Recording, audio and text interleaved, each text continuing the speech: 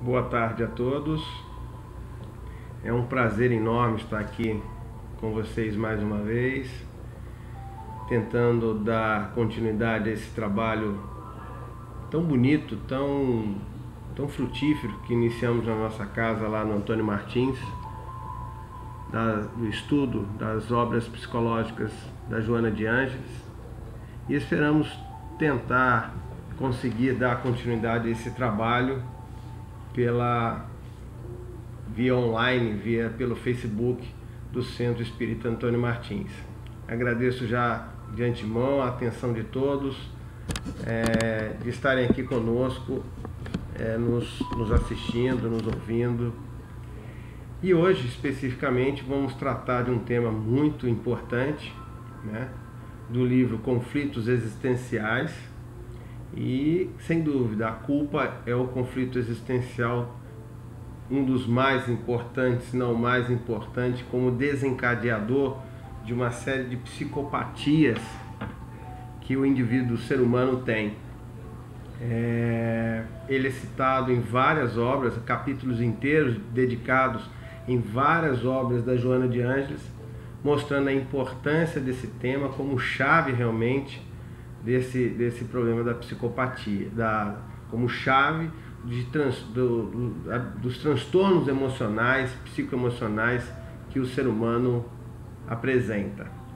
Então, dando continuidade aqui na visão da Joana de Ângeles, o capítulo número 6 trabalha com a seguinte perspectiva: a psicologia da culpa, as lamentáveis consequências da culpa não liberada e os processos de libertação da culpa. Então vão ser esses elementos que nós iremos trabalhar aqui, que farão realmente fazem parte desse capítulo, ok? Então, a psicologia da culpa, ela tem, conforme Joana, um ponto no passado, né? Como ela nos diz aqui, aquele que procede da sombra escura do passado, da consciência que se sente responsável por males que haja praticado em relação a outro, e da questão educacional, né? Da nossa dificuldade em aceitar o outro como é. E muitas vezes nesse processo educacional de modelagem do indivíduo, como nós vamos ver a seguir, nós criamos transtornos, criamos fragilidades que vão tornar a culpa algo bastante importante. Mas chama a atenção, nessa parte do texto, um conceito que ela dá em relação à culpa, como a culpa é o resultado da raiva que alguém sente contra si mesmo, voltada para dentro, em forma de sensação de algo que foi feito erradamente. Então entenda que nesse conceito, culpa é sentir raiva de si mesmo, ok? E é nessa visão, nessa conceituação, a gente já consegue enxergar uma coisa bastante interessante, que é a questão de que todo esse processo, né, de agressão a si mesmo, motivado por esse conflito da culpa, ele só vai ser passível de ser resolvido também de dentro para fora, ou seja, da mesma forma que é a raiva conceitual por si mesmo, somente o perdão de si mesmo será capaz de resolvê-lo. A gente já de antemão já prevê isso nessa conceituação que ela faz. Mas ela continua na psicologia da culpa, dizendo em relação do atual, né, em relação ao passado do atual, portanto, às vezes consciente, ou seja, dessa existência mesmo, é o mal que a gente realizou nessa existência, que a gente tem consciência daquilo que fez, ou às vezes de outras reencarnações, ou seja, ele nos vem através do nosso inconsciente, né? Muitas das vezes. Vale aqui chamar a atenção que a culpa é todo um processo, como ela vai destrinchar aqui nos nossos slides à frente. Ela vai mostrar que esse processo é um processo que tem um mecanismo. Então vamos lá. O mecanismo da culpa, né? O mecanismo da culpa, ela tem 3 estágios, pelo menos, bem definidos. No momento que gera o conflito, que gera o agravante, que gera o momento em que o indivíduo vai estar cercado de ódio, desejo de vingança, né? Todas essas raiva. E o que ela nos diz aqui, né? Ela nos diz: quando a ação foi desencadeada, a raiva, o ódio, o desejo de vingança, ou mesmo a inconsequência moral, não permitiram a avaliação do desatino, atendendo ao impulso nascido na mesquinhez ou no primarismo pessoal. Então, é naquele momento de fúria que, sem pensar em absolutamente nada, indo ao nosso primarismo, cometemos atos que, com certeza, mais tarde vão gerar ressentimentos, vão gerar culpa, arrependimento, culpa e todo um processo. E como é que ela distingue isso? Como é que ela promove esse mecanismo? Ela continua aqui assim, ó: lentamente, porém, o remorso gerou o fenômeno de identificação do erro. Ou seja, no momento de fúria, naquele primeiro momento em que a raiva é o principal elemento ali, nesse segundo momento, lentamente, ou seja, passou-se um tempo, gerou um fenômeno de identificação do erro, mas não fez de acompanhar da coragem para a conveniente repelação, transferindo para os arquivos do espírito o conflito em forma de culpa, que ressuma facilmente ante o desencadear de qualquer ocorrência, produzida pela associação de ideias condutoras de lembranças inconscientes, né? Ou seja, mesmo que nós não tenhamos consciência daquilo, aquilo de alguma forma nos atinge, aquilo de alguma forma ela nos cobra interiormente, né? Uma sensação que é uma sensação, em primeiro lugar, de vergonha. Repara que nesse momento em que a gente vai identificando que errou, o sentimento mais forte aqui é o sentimento de vergonha, onde nós não temos ainda a coragem real para ir lá e reparar o erro que nós cometemos, né? Embora isso esteja em nosso inconsciente, tudo nos é uma indireta, né? A gente pode às vezes visualizar isso quando ocorre algum fato, né, em que por algum comentário inconsequente nosso alguém é prejudicado, né? Qualquer referência àquele indivíduo, qualquer referência àquele elemento parece uma indireta ao nosso interior, ao nosso inconsciente, nos cobrando aquele momento infeliz, às vezes, do comentário que fizemos, sem pensar, às vezes, na consequência daquilo que levou, né? E ela continua: quando isso ocorre, o indivíduo experimenta insopitável angústia e procura o recurso da autopunição como mecanismo libertador para a consciência responsável pelo delito, que a ninguém conhece, mas se lhe encontra in situ nos mapas de realizações pessoais, portanto intransferível, ou seja, é algo nosso. Esse momento de angústia, essa autopunição, ela é tão forte que existe uma frase judaica que diz o seguinte, né? Vou colocar ela aqui um pouco mais em visualização para vocês poderem ver, né?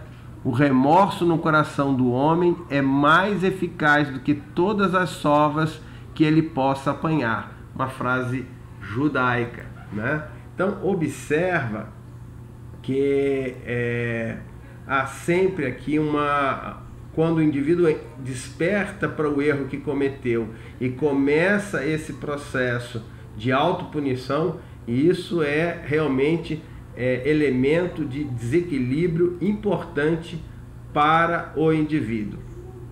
E ela vai continuar, né, ainda mais um pouquinho aqui, a expressar o seguinte: na segunda hipótese, na questão da má formação educacional.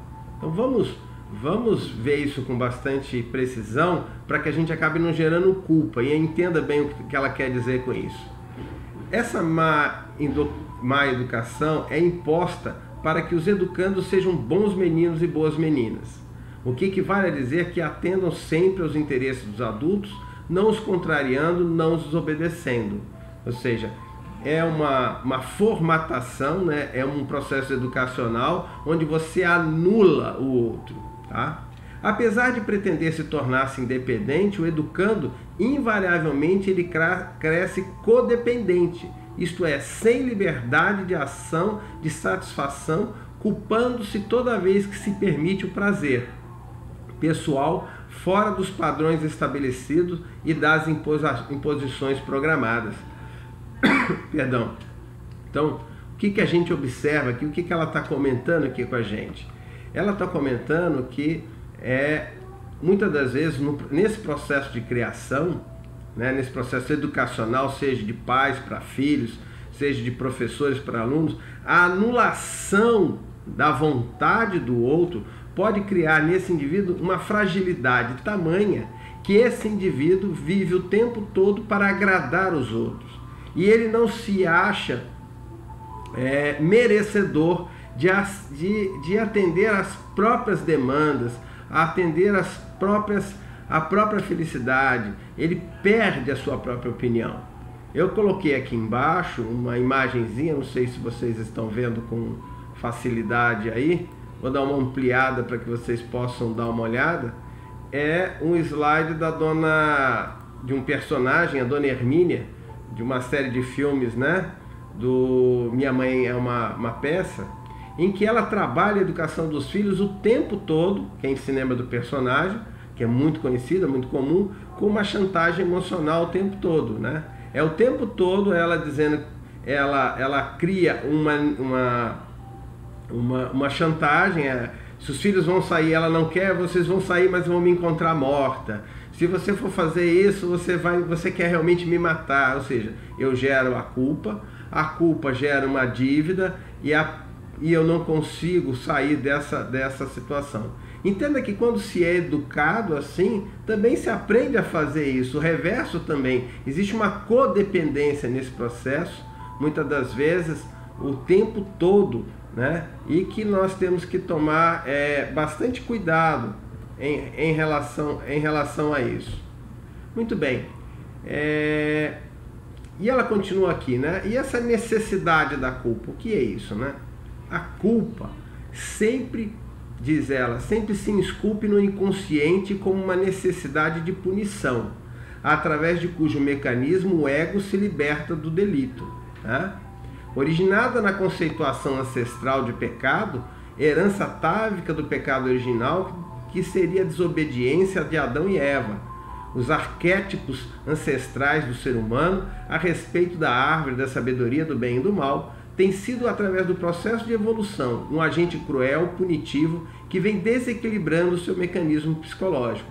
Isso aqui eu fiz um adendo do livro Despertar do Espírito, que também tem um capítulo sobre culpa, para mostrar que não é só o processo educacional familiar, a própria sociedade, ela é levada por N mecanismos a um controle, onde esse controle é feito em relação a sentimento de culpa, por conseguinte sentimento de dívida e controle social, né? Isso é uma coisa assim, às vezes, bastante interessante da gente observar, que não é somente em relação à educação familiar, educação de casa, né? E vamos continuar aqui então com alguns pontos para refletir melhor sobre isso. Culpa e consciência, né? Então, essa ideia de culpa como pecado, né? Como pecado original, né? Que cria dívida, como um controle social que nós acabamos de comentar. Essa manipulação dos filhos por essa chantagem que começa desde pequeno, naquelas frases assim: se você não fizer e não estudar, Papai do Céu vai ficar triste com você. Ou seja, eu inculto a culpa em você de que o Papai do Céu vai ficar triste para que você possa estudar. Em vez de eu sentar e refletir com você: olha, estudar é importante para você. Você vai ficar muito triste mais tarde quando se der conta do quanto é importante estudar, né? E isso ocorre por quê? Por que a gente faz toda essa chantagem? Porque a gente cria uma intolerância com aquilo que seja diferente do nosso modelo. E muitas das vezes esquecendo até que a gente muitas das vezes adotou aquele modelo. É uma coisa interessante. Eu me lembro que uma coisa que me incomodava era meu filho com 14, 15 anos com um cabelão imenso. E eu sempre jogava umas indiretas, nunca fui impositivo, igual a Dona Hermínia, igual ditatorial, vamos dizer, corta esse cabelo. Mas você falava, vamos aparecer um corte de cabelo bonito, apareceu uma forma, tem um barbeiro novo na cidade, tem um salão, vamos lá. Muito bem, até o dia que ele abriu uma gaveta e achou uma foto minha com um cabelo tão grande quanto aquele. Pasmem, mas eu também já tive cabelo grande. E aí você começa a se questionar: por que eu estou tão incomodado com ele com isso, se eu também já passei por isso? A gente esquece, mas a gente quer moldar, quer botar um modelo. Veja, que é importante educar, que é importante, o papel dos pais na educação é um papel de criar placas para o caminho. Ó, esse caminho é assim, esse caminho é assim, mas a escolha é sempre dos filhos. A escolha é sempre dele. A gente não pode chegar ao ponto de anular a escolha dele, porque se ele erra, a culpa é nossa. E se ele acertar, vai ser um acerto que não terá mérito, porque fomos nós que acertamos por ele. Então, tem que se ter esse cuidado na criação dos filhos, de dar espaço para que a gente perceba a personalidade dele. E às vezes isso é cruel. Às vezes você vê famílias de pais separados, onde existem aquelas frases: seu pai foi embora porque você é muito agitado, você é muito bagunceiro. Incute a culpa na separação do casal na criança. Bati o carro porque vocês gritam muito. Ou seja, você bateu o carro, quem estava dirigindo era você, não eram os filhos. Os filhos estavam lá fazendo, brincando, fazendo barulho, mas é você que não tinha atenção no volante, né? E às vezes isso vem junto com críticas muito ácidas que vão esvaziando o indivíduo, né? Gerando uma incapacidade de amor pela própria vida, na medida que você só releva aquilo que é negativo nesse processo de criação. Porque quando você quer substituir o modelo que existe, você está dizendo aí: ó, não tem nada aí que preste, não tem nada aí que serve. E não é assim, né? Você tem que mostrar: ó, existe esses caminhos, busca o melhor para você. Mas nós que já temos a experiência, já trilhamos esse com essa consequência e esse com essa consequência. Quando não são crianças invisíveis, né, que os pais terciarizam a criação para babás, né? Isso ocorre com os amigos, com os cônjuges, isso não é uma exclusividade apenas de uma criação relacionada aos filhos, né? Lamentáveis consequências da culpa não liberada. Os conflitos, a mesquinhez dos sentimentos nutrem a presença da culpa, levando a estertores agônicos aquele que sofre a injunção, né? Então, todos aqueles defeitos, todas as nossas pequenez que nós temos dentro de nós, a culpa vai ser um elemento catártico, vai juntar tudo isso e dizer assim: ó, você merece ser punido mesmo, você é isso tudo de ruim mesmo que falam, viu? Estavam certos em relação a você. E lembrar que isso é a chave do desequilíbrio para os processos obsessivos, para os processos de depressão e muitas vezes do suicídio, né? Reparar que nesse momento, nesse instante, nesse conflito, né, existe uma paralisia, né? Quando você se pune, se autopune, você está paralisado. Você busca a punição e não a reparação, né? Ou seja, essa punição, por maior que seja esse flagelo, por maior que você seja algoz de você mesmo, ela nunca vai conseguir te libertar. porque a única coisa que vai te reparar, como a Joana vai falar mais à frente, é o processo de reabilitação. E esse só passa quando o outro te perdoa e você também se perdoa, né? Então vamos dar, dando continuidade então aqui, o que ela nos fala. Ela nos traz ainda aqui, ó. Vezes, porém, outras apresenta-se com nuances muito especiais. Assevera-se nessa conduta que é normal errar, e sem dúvida o é, não permanecendo em contínua postura de equívoco, prejudicando outras pessoas, sem o reconhecimento das atitudes infelizes que devem sempre ser recuperadas. Isso é uma outra postura também extremamente perigosa, ou seja, eu nego o erro que eu cometi.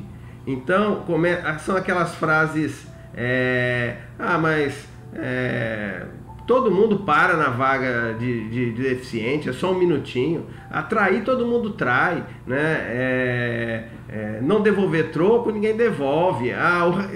Achado não é roubado, né? Então a gente começa a criar factoides para que a gente possa justificar perante nós mesmos as nossas más condutas.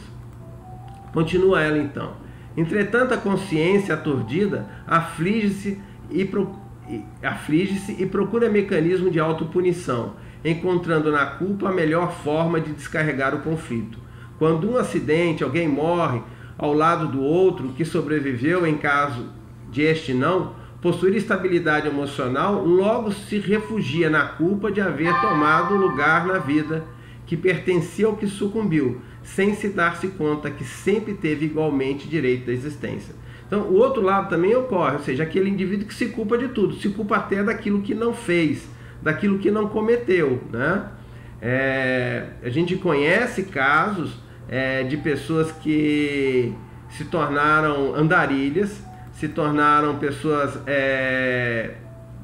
jogadas no mundo, porque perderam a família em acidentes de carro, em acidentes de aviões, onde eles foram os únicos sobreviventes, e eles não se deram mais o direito de ter uma vida, de ter uma casa, um lar, um banheiro, uma companhia, num processo de autopunição, e consequência não foi pela vontade deles, né? Existe uma diferença absurda entre culpa e responsabilidade, e essa diferença é a intenção. Ninguém pega um avião, pega um carro e sai com a intenção de matar a família e se matar, não é verdade? A não ser um caso patológico. Mas quando isso ocorre, por N situações, problemas do tempo, direcionados ao tempo, à própria máquina que você está pilotando, pessoas que se culpam o tempo todo por esse processo. Eu fico preocupado agora nesse momento de Covid aí, com tanta gente que provavelmente vai se culpar porque não sabe como acabou carregando isso para dentro de casa e faleceu fulano, ciclano, como esse sentimento de culpa, como isso vai estar aflorado. Mas continua Joana aqui a nos dizer o seguinte: o arrependimento, que deve ser um fenômeno normal de avaliação das ações, mediante os resultados decorrentes, torna-se na consciência de culpa uma chaga, a purgar mal-estar e desconfiança.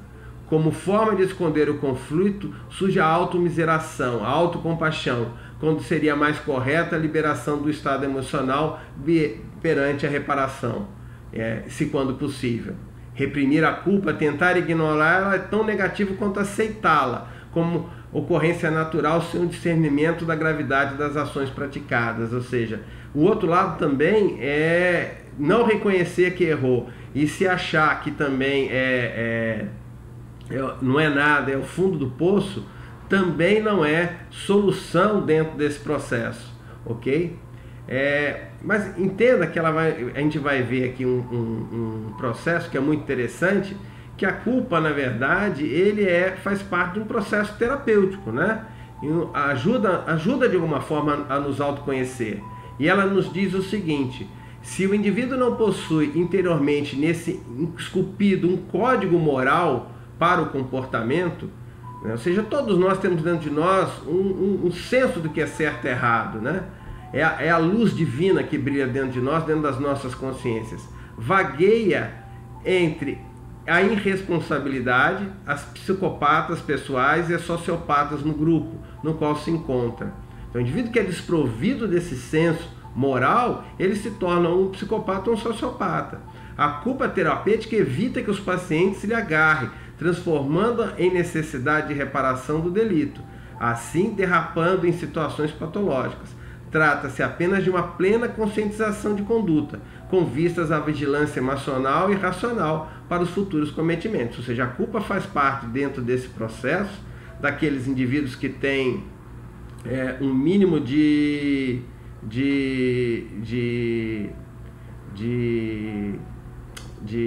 senso moral, um alerta para que nós possamos nos despertar, para que a gente possa não continuar errando naqueles processos ali. Então ela tem essa função terapêutica na medida que ela vai nos avisando sobre isso aí. E ela continua então a nos dizer o seguinte aqui, no processo de libertação da culpa, né? Há uma culpa saudável que deve acompanhar os atos humanos, quando eles não correspondem aos padrões de equilíbrio e da ética. Esse sentimento, porém, deve ser encarado como um sentimento de responsabilidade, ou seja, nós temos que nos responsabilizar sobre os atos e não apenas nos autoflagelarmos em relação à culpa. Sem ela, perder-se-ia o controle da situação, permitindo que os indivíduos agissem irresponsavelmente. Todas as criaturas cometem erros, alguns de natureza grave.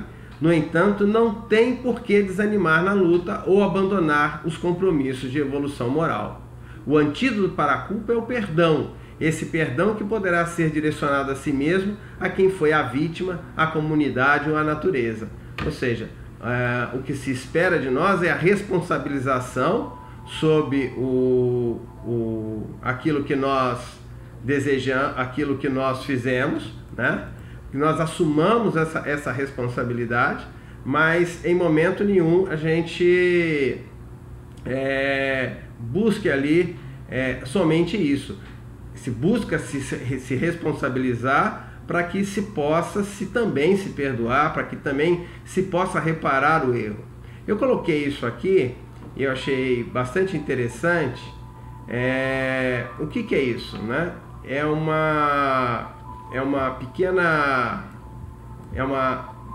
conto mitológico, né? Muito conhecido de todos, que é o conto de Narciso, em que, para mostrar justamente que a grande dificuldade em se perdoar é a dificuldade da autoimagem que todos nós temos, né? Ou seja, quando a nossa imagem ela é muito distorcida, né? Quando ela é muito fora do padrão, ou seja, quando nos reconhecemos como perfeitos, como criaturas que não podem errar em momento nenhum, é muito difícil a gente ter algum tipo de perdão para si mesmo, né? De compaixão consigo mesmo, se os padrões que a gente observa dentro de nós são extremamente elevados, são extremamente rígidos, né? Então esse às vezes é o grande obstáculo do auto-perdão, de se perdoar, é justamente essa questão da possibilidade de nos enxergarmos como realmente somos. A Joana de Ângeles diz numa outra obra que olhar para dentro de si mesmo sem se julgar, né? Sem se condenar, apenas se observando é extremamente difícil, apenas se olhando. E o que ela vem nos dizer então aqui quase no final desse processo, né? Qual é o remédio desse processo? É o auto-perdão, né? E graças a Deus nós estamos dentro de uma doutrina que é uma doutrina de educação, né? Que não tem ninguém para ser salvo, e ninguém é condenado. Vem fazer esse papel de ligar a doutrina do Cristo na sua essência filosófica com amor, perdão e a tolerância, né? Vem ligar a filosofia à ciência humana psicológica moderna, né? Do homem capaz de se reconhecer e buscar a felicidade sem amarras, né? ou seja, um novo papel como religião, não de criar culpa, mas de criar no indivíduo o sentimento de que ele é responsável sim pelos seus atos, que ele faz parte da vida errar e acertar, mas reparar o erro é sempre o caminho melhor para se auto-perdoar, para se corrigir, tá? Então só queria agradecer a todos vocês a atenção, um abraço grande, do fundo do coração, que possamos em breve não estar mais apenas online, mas pessoalmente, e que Deus nos ampare e nos ilumine a todos. Muito obrigado.